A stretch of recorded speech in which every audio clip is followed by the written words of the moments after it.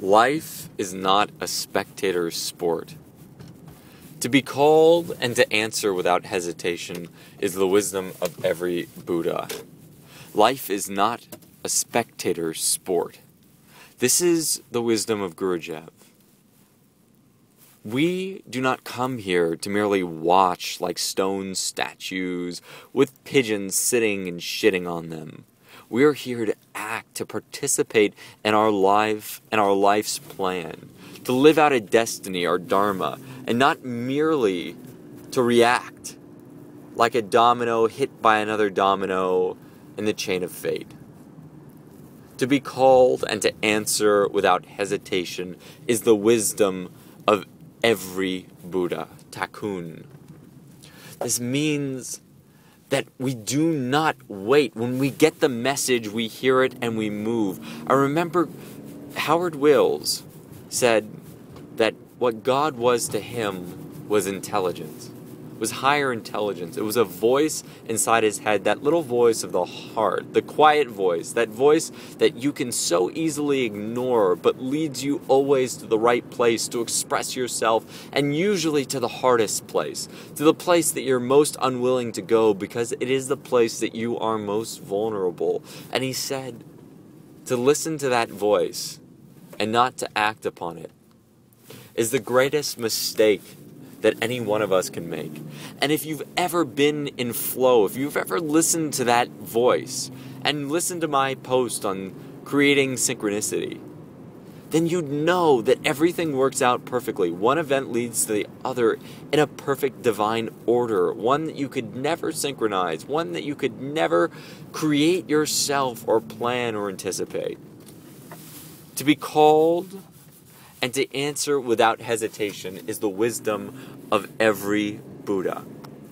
If we only understood this, how much more would we participate in our lives? There's something called social proof. So social proof is how we respond in situations of uncertainty, or how we respond with the crowd. The crowd is untruth. There is only a tyranny of the majority. Anything that is common is, by that nature of being common, not great. The common cannot be great because it is not outstanding. To stand out, you must be different, and you cannot be common. To be called and to answer without hesitation is the wisdom of every Buddha. Life is not a spectator sport. You came here to live and to participate, not to stand on the sidelines as your life happens. Why? Why would you do this? Well, some people get afraid of consequence. They experience what Sartre called anguish, existential anguish. They see the crisis of every moment, that one choice, one yes means no to another thing, and one no means yes to something else. And it's always flipping, and every decision you make creates a whole new tree of possibilities, cutting off an infinite number of other possibilities. And to some, this responsibility is crippling. This freedom is crippling. We're condemned to be free, but I'm tired of speaking about that. I'm tired of that idea, because as I said in my last post, each thing, each stone blossom child is held in place. Only we in our arrogance push out beyond what we each belong to for some empty freedom, social proof. On a cold night, Kitty Genovese was stabbed, raped, and murdered, while at least 100 people watched and listened, and not one of them called the police. Not one of them said anything to help her. No one came to her aid. Why? Because each had the thought, oh, someone else will do it.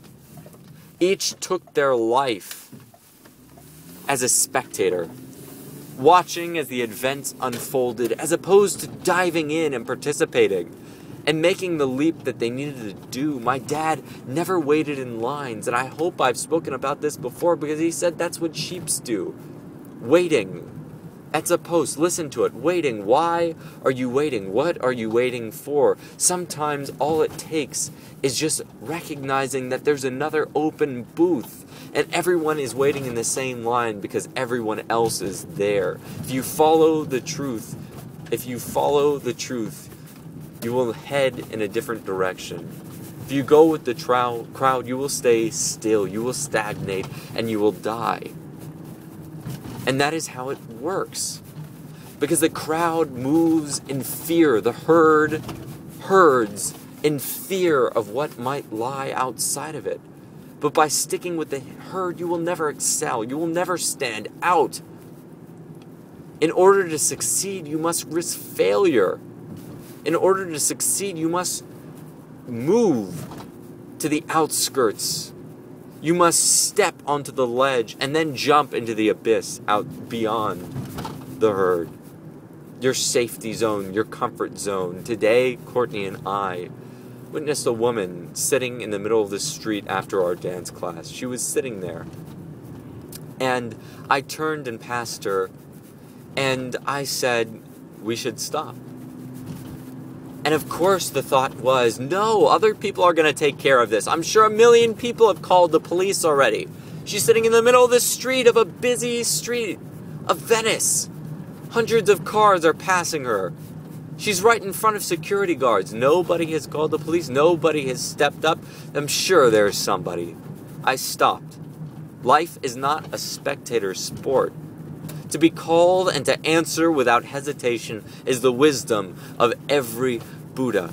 Life is not a spectator sport. I stopped. We stopped the car. I got out and we walked towards this lady. I was walking and Courtney began to run. She understood that no one was helping her. She understood that we were helping her. She understood that we were not playing life like a spectator sport. We were participating. That we were the ones here to help her. We ran to her, and then I froze. We stood by her, and I froze, because I saw that this situation was real. And I talked to Alex about this, and I don't take this as my responsibility. When we drove away afterwards, Courtney said it was not our responsibility to save her. Give people the dignity of their own suffering, their own process. Don't take that away from them. Not everybody wants help. We cannot force help on them. But then I said to Alex, if I had seen an old lady fall down on the side of the road and break her hip and say, no, I don't want help, well, isn't it still my responsibility there to help her so she doesn't die, rot away? Hold on.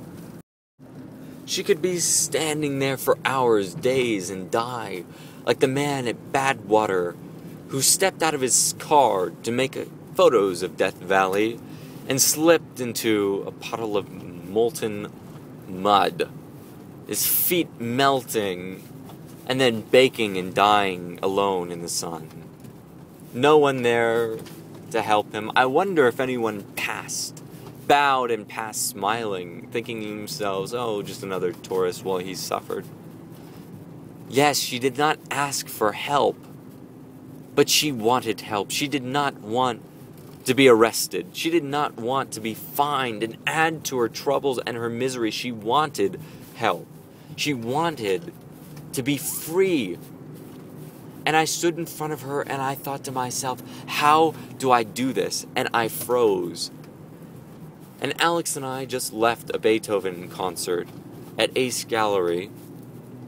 And I'm talking to Alex and I say, Alex, I would love to know how my philosophy professor writes with such little sleep that his eyes are red and bloodshot, yet he is still one of the most acclaimed contemporary philosophers in the world, at least in the analytic tradition. How do you think philosophical, deep thoughts when you're mired by drowsiness? That's the last time I think I want to work, that I want to expend energy. And he said, I don't compose. And I stopped. And I thought, you are a composer. You compose all the time. He said, I don't compose. Life is not a spectator sport. To be called and to answer without hesitation is the wisdom of every Buddha. I don't compose. I listen, and it flows through me. And I think about all the projects I've been working on, editing before the first word comes out, allowing my mind to let my visions kill my dreams, allowing my mind to let visions kill my dreams. And we're passing the gate, the threshold to my house right now. And I think to myself,